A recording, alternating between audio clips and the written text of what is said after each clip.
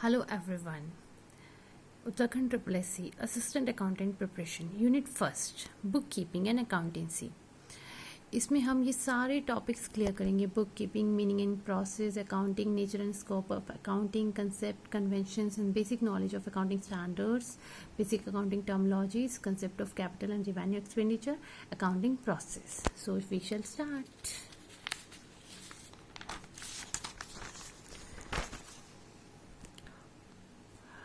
History of accounting. Babylonia is known as the city of commerce.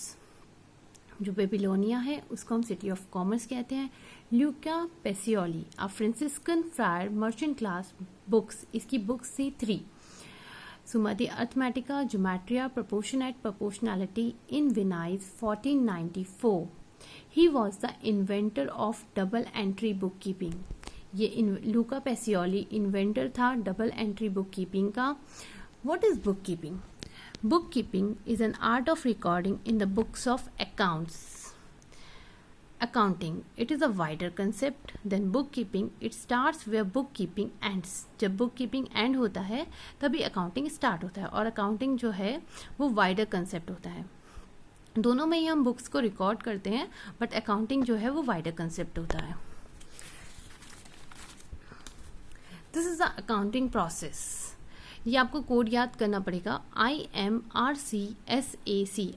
I is for identifying, M is for measurement, R is for recording, C is for classifying, S for summarizing, A for analysis and interpretation, and last is communication. Identifying. Check financial. देखो हम ना identifying और measurement में दोनों में ही check करते हैं कौन सी हमारी फाइनेंशियल ट्रांजेक्शन्स है, हम उन्हीं को ही लेते हैं. रिकॉर्डिंग में हम जनरल बनाते हैं. क्लासिफाइंग में हम उसे लेजर में पोस्टिंग करते हैं. समराइजिंग में हम trial balance, trading, profit and loss account और बैलेंस शीट बनाते हैं. एनालिसिस में हम इंटरेस्टेड जो पार्टीज होते हैं जिन्हें डिसीजंस लेने होते हैं उनको हम एनालाइज करते हैं. कम्युनिकेशन हम दो हमारे यूजर्स होते हैं, इंटरनल और एक्सटर्नल. इंटरनल में हमारे employees, management, owner, share holders आते हैं, और एक्सटर्नल में हमारे बैंक, गवर्नमेंट, लैंडर्स, क्रेडिटर्स आते हैं. नाउ तो ये जो अकाउंटिंग प्रोसेस होता है उसका कोड है IMRCSAC. लेकिन ये जो what is book keeping, identifying, measurement, recording and classifying, सिर्फ यहाँ तक बुक कीपिंग होती है. उसके बाद जो पूरा प्रोसेस होता है that is the accounting process. Identifying से लेकर कम्युनिकेशन तक अकाउंटिंग प्रोसेस पूरा होता है, लेकिन आइडेंटिफाइंग से लेकर क्लासिफाइंग तक बुक कीपिंग होती है. ठीक है. Now after that branches of accounting. 3 types of branches of accounting: financial accounting, cost accounting, management accounting. Financial accounting जिसमें हम फाइनेंशियल ट्रांजैक्शंस को रिकॉर्ड करते हैं. कॉस्ट अकाउंटिंग में हम प्रोडक्ट की कॉस्ट को कंसर्न करते हैं. और मैनेजमेंट अकाउंटिंग में हम decision making, help in decision making, planning and controlling the operation of business. Then system of accounting. देखो 2 टाइप के सिस्टम होते हैं, single entry system, double entry system. Single entry system complete system of maintaining records नहीं होता. इसके 2 fold effect नहीं होते. ये सिर्फ पर्सनल अकाउंट और कैश बुक में ही मेंटेन होता है. सिंगल एंट्री सिस्टम को हम अकाउंट्स फ्रॉम इनकम्प्लीट रिकॉर्ड्स भी कहते हैं. Double entry system. Double entry system was developed by Luca Pacioli. Every transaction has 2 aspects. जो डबल एंट्री सिस्टम है ना उसके 2 एस्पेक्ट्स होते हैं. अगर एक अकाउंट को हमने डेबिट किया तो दूसरा डेफिनेटली क्रेडिट होगा. Everywhere double entry system is use. हर जगह डबल एंट्री सिस्टम ही यूज होता है.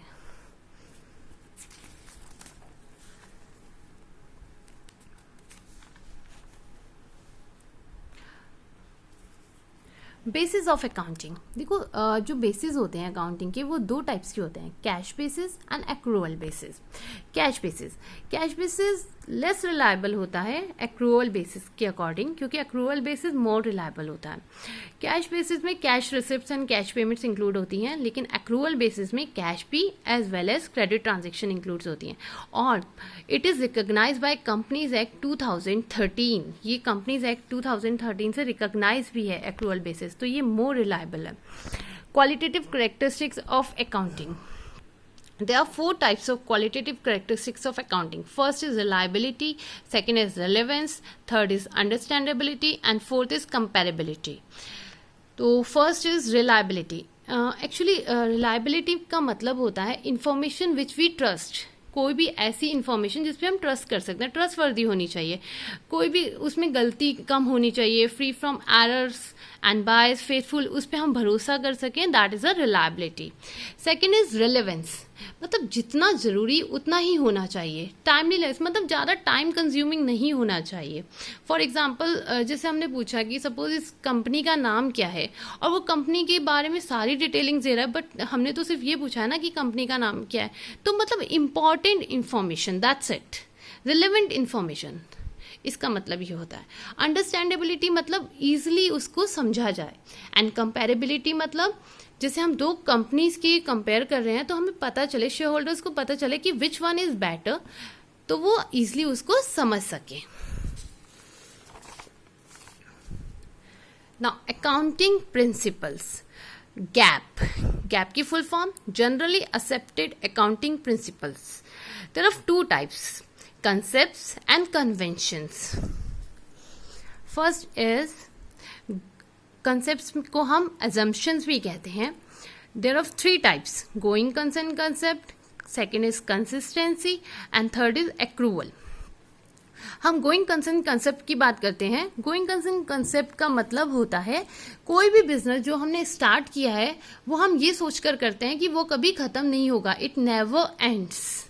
कंसिस्टेंसी मतलब सपोज हमने कोई मेथड यूज़ किया है तो वी डिसाइडेड कि हम इसको कंटिन्यूसली 20 ईयर्स और 30 ईयर्स तक हम यही मेथड यूज़ करेंगे, तो that is called a consistency. And third is accrual. देखिए एक्रूवल जो भी अगर हमें बिजनेस लॉन्ग रन के लिए चलाना है तो हमें एक्रूवल बेसिस पे ही उसको कंटिन्यू करना पड़ेगा. Now we come on conventions. First is business entity principle. देखो कोई भी बिजनेस होता है उसका एक अपनी पहचान होनी चाहिए, उसका एक अपनी एंटिटी होना चाहिए. इसका एग्जांपल यह है कि जैसे किसी पर्सन ने अपनी कैपिटल लगाई बिजनेस में, तो कैपिटल जो है ना बिजनेस के लिए वो एक लायबिलिटी है. Money measurement principle. Money measure principle क्या होता है? इन टर्म्स ऑफ मनी, जो भी चीज़ें रिलेटेड टू मनी होती हैं वो हम इसमें मेजर करते हैं. अकाउंटिंग पीरियड प्रिंसिपल मतलब एवरी ईयर हमें चेक करना चाहिए प्रॉफिट एंड लॉस अकाउंट बना के, बैलेंस शीट बना के कि हमें कितना प्रॉफिट कितना लॉस हो रहा है, तो हम इसमें करते हैं.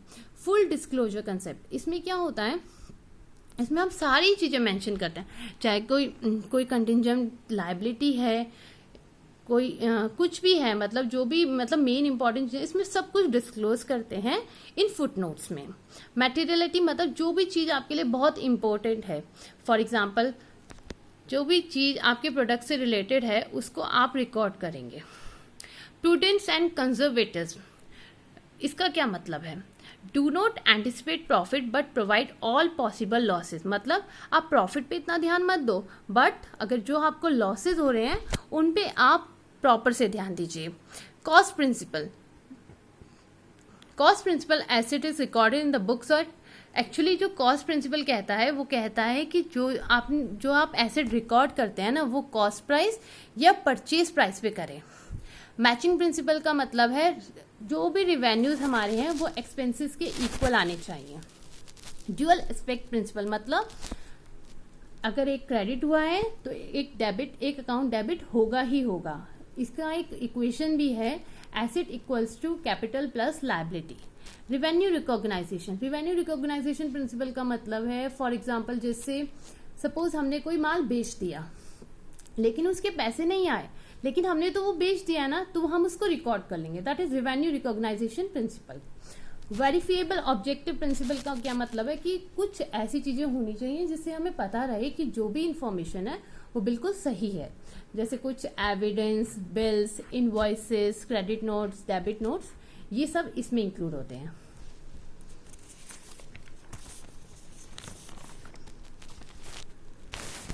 नाउ मैं एक जो ये प्रिंसिपल है प्रूडेंस और कंजर्वेटिज्म, इसको डिटेल में बताना चाहती हूँ because it is so important. Do not anticipate profit but all provide all possible losses. मैंने पहले भी बताया कि आप प्रॉफिट पे इतना ध्यान नहीं दीजिए, लेकिन जो भी आपके लॉसेज हैं उनको डेफिनेटली उसमें उस अकाउंट में लिखिए। फॉर एग्जाम्पल, इसके 2 एग्जाम्पल हैं जो मोस्ट इम्पॉर्टेंट है। First is creation for provision of doubtful debts. जो भी आपके डाउटफुल डेट्स हैं उसको आप लिखें। Second, closing stock is valued at cost और market price whichever is lower. Closing stock को आप लिखें जो भी लोअर है, चाहे उसका कॉस्ट प्राइस हो चाहे मार्केट प्राइस हो, जो भी हो उसको, जो भी लोअर है उसको लिखना है आपने। Full disclosure principle, all the significant information should be fully disclosed. मतलब फुल डिस्क्लोजर प्रिंसिपल क्या होता है कि इसमें सारी चीजें प्रॉपर से डिस्क्लोज करनी है। जैसे फॉर एग्जांपल कंटिंजेंट लायबिलिटी, इसका क्या मतलब होता है? इसका मतलब होता है जो हमारे को फ्यूचर में लॉसेस होने के संभावना है या हो सकते हैं, वो चीज हमको ध्यान में रखनी है, हमें पूरा फुल डिस्क्लोज करना है उसे। तो हम क्या करेंगे, contingent liabilities shown as a foot note to the balance sheet. तो हम क्या करते हैं, बैलेंस शीट के नीचे कंटिंजेंट लायबिलिटी को शोन करते हैं एज अ फुट नोट।